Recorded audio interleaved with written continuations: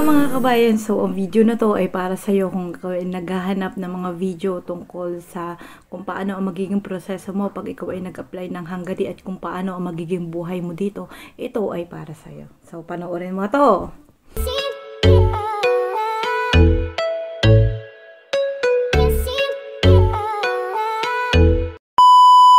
Ayan, una, nag-apply lang ako nung time na yon sa work abroad at luckily may agency na tumawag sa akin para sa employer's interview at yun nga yung LifeLink International Resources. Pag kinilik mo yon sa Facebook, makikita mo doon kung saan yung address nila para just in case na gusto mo mag-apply, pwede kang mag-walk-in sa kanila. Ang dali lang naging process ko doon, 3 months lang ay nakaalipad na ako. So binigyan nila ako ng chance for employer's interview, in-invite nila ako doon, and luckily, nakapasa naman ako doon. And then, after nun, in-advise nila ako for medical. So, ang medical po, ang babayaran mo lang doon is yung medical mismo, which is 3,000 or 4,000 kung hindi ako nagkakamali. Lumaki lang yung gastos ko kasi may na-detect sila sa akin na goiter dito, which is sadya naman may goiter ako. I-declare ko talaga na may goiter ako kasi ayoko na dito pa lang magkakaproblema ako. So, nung time na yon, in-advise nila ako na ipa-biopsy to, which is nag-okay naman siya kasi hindi naman siya cancerous. Kaya, pumasa pa rin ako sa medical. And after ng medical, doon pa lang nila ako bibigyan ng schedule for visa application, and then after ng visa application, PIDUS naman. Then dun pa lang siya magdire-diretso yung iyong application. And then sasabihin nila sa'yo kung kailan ka aalis, mag-orientation sa company. And then ayan na nga. Nung nakalipad na ako, at para sa kaalaman ng lahat, ang aking agency ay walang placement fee. So halos lahat ng agency papunta dito sa Hungary ay walang placement fee. Yan po ang tatandaan ninyo. Meron pa ilan-ilan pero siguro hindi naman ganun kalaki. Pero as in, wala po talagang placement fee dun sa mga ibang agency. So, dahil ako ay sa food, ang kagandahan nun, pagdating ko dito, yung company na napuntahan ko ay libre ang tinapay. Pwede kang mag-uwi ng 1 kilo, isang araw, tapos pwede mong kainin yung tinapay na inilalabas nila dun sa dining area nila. Kaya yun yung kagandahan, benefits namin yun. At plus, maraming bonuses na ibinibigay sa'yo kapag ikaw ay naririto na hindi siya included dun sa mga pinirmahan mo sa Pilipinas. Like katulad pag ikaw ay pumapasok ng Sabado, ang iyong sweldo ay lumalaki. Katulad namin, lahat kompleto sa isang buwan, 4 na beses kaming pumapasok ng Sabado. Tapos minsan kompleto din ang linggo, pero minsan 3 lang. Kasi out of the law, kailangan ay magkakaroon ka ng rest day ng 1 beses na linggo. So, ang rest day namin dito, pumipili sila ng Monday to Friday. 1 beses lang yon. Kaya medyo malaki yung sahod dito ng 3 ang anak. Kasi ang kaibahan dito ay may tax. Ang 3 ang anak, wala kang tax hanggat ang iyong anak ay hindi umaabot ng 18 years old. So, magkakaroon ka lang ng kaltas dun sa 18.5 na hospitalization.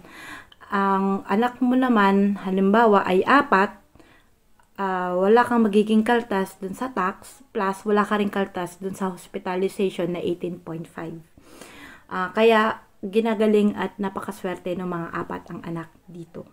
Kung kayo ay 4 ang anak dyan sa Pilipinas at gusto nyo mag-apply, so, sinasabi ko sa inyo, ang Europe ay malaking chance para sa inyo. Doon sa 1, 2 ang anak, hindi naman ganun kalaki yung kaltas nila. So, magkakaroon sila ng tax plus yung 18.5%. Tapos, ang pinakamalaking tax dito ay yung mga single. Kung ikaw ay single, huwag kang mag-expect na malaki yung magiging sahod mo. Kasi, bukod yung tax, bukod yung 18.5. Tapos, depende pa yan sa company. Kung ikaw ay hindi papapasukin ng Sabado at ng Linggo, wala ka pang overtime. So, kung ano lang yung pinirmahan mo sa Pilipinas na kontrata, yun lang din yung marireceive mo pag ikaw ay single dito. Ang kaibahan nga lang, pag ikaw ay may overtime, may Sabado, di medyo lalaki naman ng konti yung sahod mo compare dun sa pinirmahan mo sa Pilipinas. Pagdating mo naman dito, libre yung iyong accommodation. So, sa loob ng accommodation, sa isang kwarto, ang laman ng Pilipino ay may 2, 3, pero hindi na nagiging 4. Sa experience ko, kasi nakadalawa na kaming accommodation nung una kasi kami ay 3. And then dito, naging 2 na lang kami. Nakabukod naman ang lalaki at sa babae sa kwarto, kaya lang may isa kaming kusina, isa yung salas at isa yung dining. So, doon lang kami magkikita-kita. And then, ang laundry namin ay iisa din. Ang pasok nyo dito, kapag ikaw ay naririto na, depende rin sa company. May mga company dito na hindi nagpapapasok ng Sabado at hindi rin nagpapapasok ng Linggo.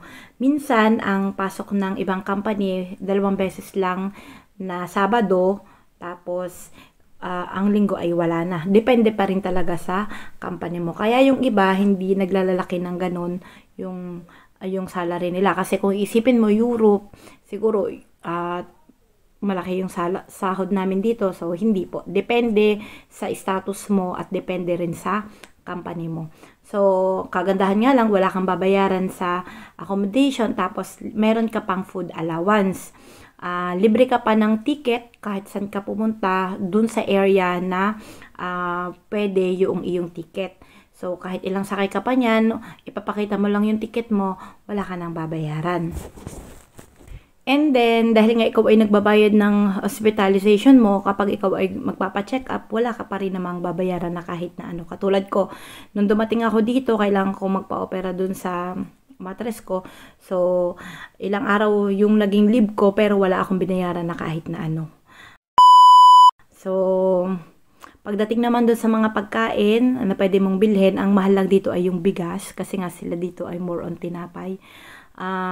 Prutas, may mga libre kami ditong prutas kasi yung aming tinitirhan ay maraming tanim na mga prutas. Kaya seasonal, meron kaming napipitas dito. Ang kagandahan pa dito, medyo mura yung mga damit dito na ukay-ukay. Kaya kung ikaw ay isang wais na Pilipino at gusto mong makatipid, sa ukay-ukay ka, magaganda pa at mukhang bago rin naman. So, ang mga sapatos dito, magaganda pa rin naman. Marami dito na original, pero medyo ang presyo niya is 3,000 to 4,000 lang kapag kinonvert mo sa peso. Kaya yon mga kabayan, kung gusto nyo pang magtanong at meron pang kaya ko namang sagutin, ang akin nga palang kontrata dito ay 2 years. Tapos after ng 2 years, bibigyan nila ako kung maganda yung performance ko, merong 1 year and another 3 taon na.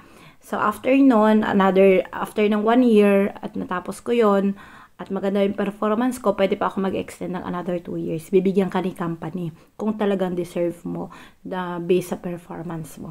Kaya meron kang 5 taon na pwede mong i-spend. Sa'yo yun kung ikaw ay tatagal or hindi.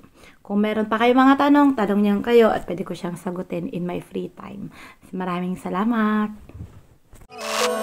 Habang buhay na ako sa'yo, kaya ipakilala